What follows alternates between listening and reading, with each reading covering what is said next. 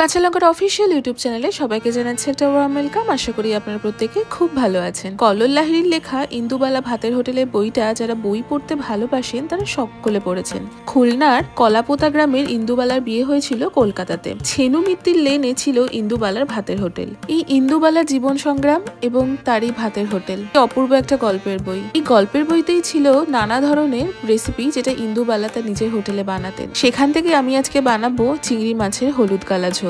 মাত্র ৩-৪টে basic ingredient দিয়ে চিংড়ি মাছের রেসিপিটা এত অসাধারণ স্বাদ হয়, একবার বাড়িতে বানালে বুঝতে পারবেন। চলুন আমার সাথে কাঁচা লঙ্কা রান্নাঘরে। প্রথমে আগে আপনাদেরকে উপকরণগুলো একবার দেখিয়ে নিই। চিংড়ি মাছের হলুদ কালা ঝোল বানানোর জন্য প্রথমেই আমি মাঝারি মাপে চিংড়ি মাছ নিয়েছি 200 গ্রাম মতন। এটাকে আমি খুব ভালো করে ধুয়ে পরিষ্কার করে নিয়েছি। সাথে আমি 2 টেবিল স্পুন মতো হলুদ গুঁড়ো নিয়েছি, 1 টেবিল স্পুন কালো জিরে নিয়েছি, 2টো শুকনো লঙ্কা আর 4 থেকে 5টা চেরা কাঁচা লঙ্কা নিয়েছি, স্বাদ মতো নুন, স্বাদ মতন চিনি দিয়েছি। আমাদের কিন্তু আর কোনোই উপকরণ লাগছে না। এবার চলুন সোজা রান্নাটা শুরু করে ফেলি। রান্না শুরুর প্রথমেই আমি চিংড়ি মাছে 1 টেবিল স্পুন হলুদ গুঁড়ো আর তার সাথে পরিমাণ মতো সামান্য পরিমাণে একটু নুন দিয়ে খুব ভালো করে চিংড়ি মাছের সাথে হলুদ আর নুনটা একটু মেখে নেব বা ম্যারিনেট করে নেব। এই ম্যারিনেশনটা কিন্তু 10 থেকে 15 মিনিট রাখলেই হবে। 10 থেকে 15 মিনিট পরে আমি একটা কড়াইতে 2 টেবিল স্পুন মতো সর্ষের তেল প্রথমে গরম করে নেব। সর্ষের তেলটা খুব ভালো করে গরম হয়ে গেলেই তাতে প্রথমে দিয়ে দিলাম কালো জিরে, সাথে দিলাম শুকনো লঙ্কা আর 2টো কাঁচা লঙ্কা। মিনিট খানেক বেশ ভালো করে ভেজে নেব বা সতে করে নেব। মিনিট খানেক পর আমি ম্যারিনেট করা চিংড়ি মাছগুলো দিয়ে দিলাম। চিংড়ি মাছগুলো দিয়ে দেওয়ার পর এবার চিংড়ি মাছগুলোকে বেশ ভালো করে আমরা ভাজতে শুরু করব।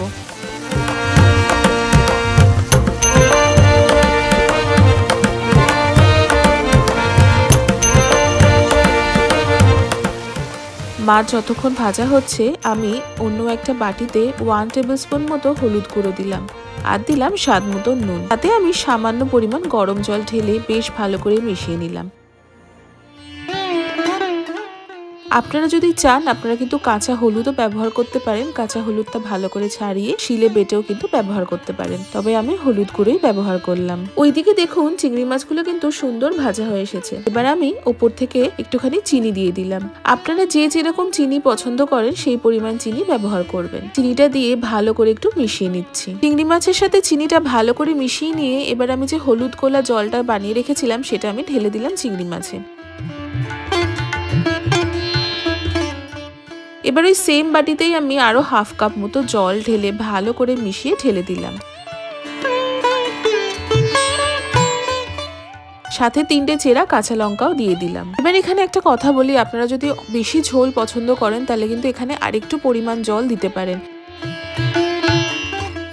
আর যদি মনে করেন যে খুব বেশি ঝোল ঝোল খাবেন না, একটু গা মাখা খাবেন, তাহলে সেই পরিমাণ বা সেই অনুপাতে জল ব্যবহার করবেন। আমি এবার মিডিয়াম টু হাই ফ্লেমে 5 মিনিট মতো রান্না করে নেব। 5 মিনিট মতো রান্না করে নিলে কিন্তু আমাদের রেডি হয়ে যাবে চিংড়ি মাছের হলুদ কালা ঝোল। দেখুন 5 মিনিট পরে আমাদের চিংড়ি মাছের হলুদ কালা ঝোল কিন্তু একদম তৈরি হয়ে গেল। দেখলেন তো কত সহজ একটা রেসিপি, সেরকম কিছুই লাগে না। নুন, হলুদ, চিনি এগুলো তো আমাদের বাড়িতে সবসময় অ্যাভেলেবেল থাকে। একবার কিন্তু ডেফিনেটলি ট্রাই করবেন। আমি গরম গরম সার্ভ করছি চিংড়ি মাছের হলুদ কালা ঝোল। গরম গরম ভাতের সাথে একদিন বাড়িতে বানিয়ে ফেলুন চিংড়ি মাছের হলুদ কালা ঝোল। আর কমেন্ট সেকশনে কিন্তু অবশ্যই জানাবেন কেমন লাগলো আপনাদের। আজকের এই রেসিপিটা ভীষণ সাধারণ কিন্তু খেতে হয় অসাধারণ। আশা করি আপনাদের আজকের এই রেসিপিটা খুব ভালো লেগেছে। যদি ভালো লেগে থাকে তাহলে অবশ্যই আমাদের চ্যানেলটা সাবস্ক্রাইব করবেন, আমাদের এই ভিডিওটা লাইক করবেন, আর এই ভিডিওটা প্রত্যেকের সাথে শেয়ার করবেন। দেখা হচ্ছে আবারও একটা খুব সুন্দর রেসিপির সাথে। ততক্ষণের জন্য ভালো থাকবেন, সুস্থ থাকবেন আর কাঁচা লঙ্কাকে এইভাবেই ভালোবাসা সাপোর্ট দিতে থাকবেন। See you soon and happy cooking.